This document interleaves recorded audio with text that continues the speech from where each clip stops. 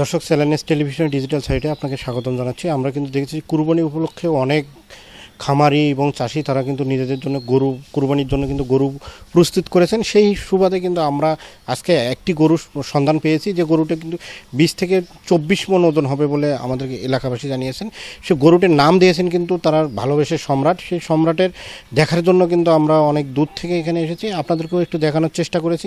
এবং এই সম্রাট কিন্তু লালন পালন করছে রাশিদুল দম্পতি। তারা কিন্তু দীর্ঘ 3 বছর থেকে এই গরুটি লালন পালন করতেছে। গরুর খাবারের মেনুতে যদি আমি একটু কথা বলি, তো অন্য কোনো এই সম্রাট কিন্তু যেভাবে খাওয়ানোর কথা সেভাবে তারা পাচ্ছে না। তারা কিন্তু খুব নিম্ন আয়ের একটা পরিবার থেকে এই গরুটা পালন করা হচ্ছে। তো এই গরু পালনের যে সিস্টেমটা সেটাও হয়তো বা তারা সঠিক তদারকি এই গরুর জন্য যেটা নিতে পারে। গরুকে যেমন তারা খাওয়াচ্ছেন শুধু ভুসি এবং গুঁড়া, আর এর চাইতে অন্য কোনো খাবার তারা কিন্তু মানে কিনে যে গরুকে খাওয়াবে সেটা পারতেছে না। কথা আমি একটু জানি, রাশিদুল দম্পতির সাথে আমরা কথা বলেছি।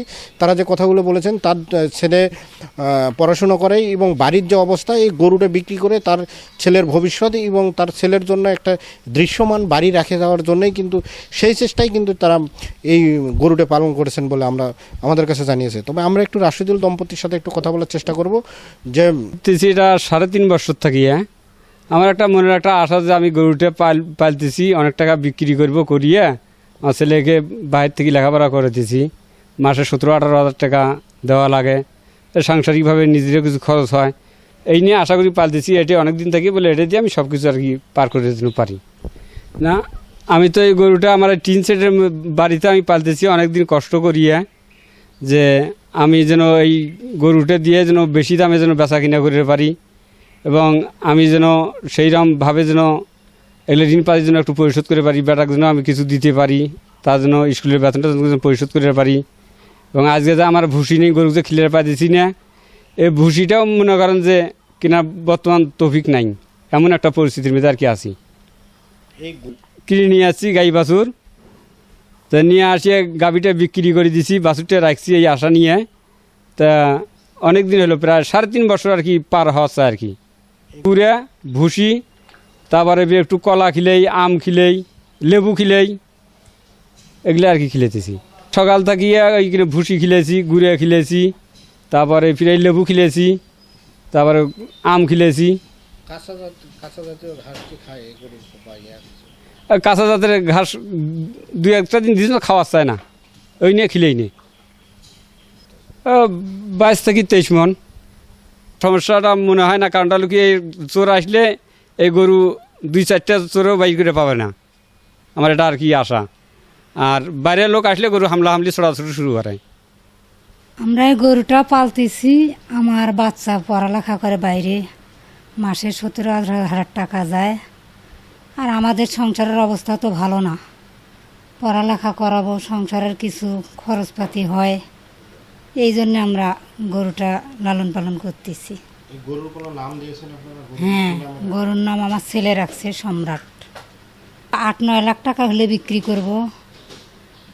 আর গ্রামের মধ্যে আসছিল, গরু দেখলে ভয় করে যে এত বড় গরু আমরা নিতে পারবো না, কিন্তু আসে দেখলাম যে আসলে বিশাল গরু, এত বড় গরু আমাদের এলাকায়, এত বড় গরু যে আসলে উনি তো আসলে এই গরুটা নিয়ে উনি বিপদে পড়ে গেছে, যে এত বড় গরু আসলে এত ছোট ঘর দেখেন আপনি, যে আসলে ঘর বা যে ওনার যে অবস্থা, এই অবস্থার ভিতরে এই গরুটা রাখা সম্ভব নয়, এমন একটা গরু বানাইছে যে আসলে আমাদের মনে হয় যে এই সুন্দরগঞ্জ থানায় এত বড় গরু মনে হয় নাই। আসলে এই গরুটা সে এখন যে এত বড় গরু কোনো জায়গায় যে বিক্রি করবে, আসলে বিক্রি করার যে মন মানসিকতা, আসলে এত বড় গরু আমাদের এলাকায় চলবে না। সেই রকম আমি বলতে চাই এই জন্যেই যে আসলে যদি অনেক বড় বড় আসলে যারা কোরবানি করে, অনেক দেয় যে এত দামি একটা গরু যে আমাদের এলাকায় চলে না, সেই হিসাবে যদি বাহির থেকে যদি কোনো হৃদয়বান ব্যক্তি যে আসলে কোরবানির নিয়াতে যারা আছে কোরবানি দেবে, ওনারা যদি আমাদের এই আত্মীয়র বাড়িতে যদি একটু যোগাযোগ করে যদি এই গরুটা নেওয়ার ব্যবস্থা করে, তাহলে অবশ্যই হয়তো আমাদের একটু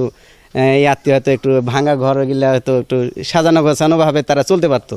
আর তারা এমন অবস্থায় যে আসলে এই যে গরুটা খাওয়াইতে হয়তো 600-700 টাকা যে বা 1000 টাকা খরচ লাগে, এরা এই খাওয়ানটা মানে যে গরুটা খাওয়াবে আর নিজেরাই খাইতে পারে না, গরু খাওয়াবে কেমন করে?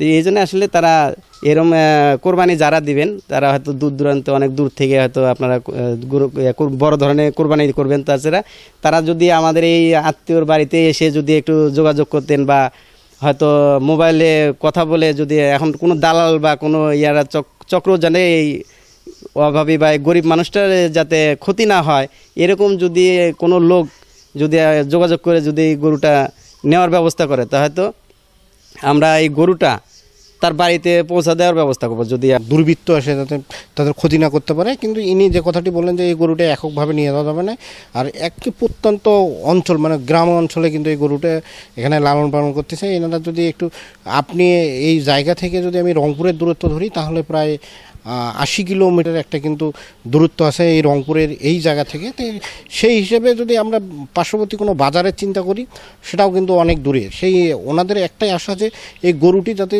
বিত্তমান যারা আছে, যারা বেশি টাকায় কুরবানি দেয়, সেই বিত্তমানেরা এগিয়ে আসবেন এবং সঠিক মূল্য দিয়ে এই গরুটা নেবেন এবং এই দম্পতি এই টাকাটা দিয়ে তাদের আগামীর ভবিষ্যৎ উজ্জ্বল করবেন বলে ধারণা তাদের।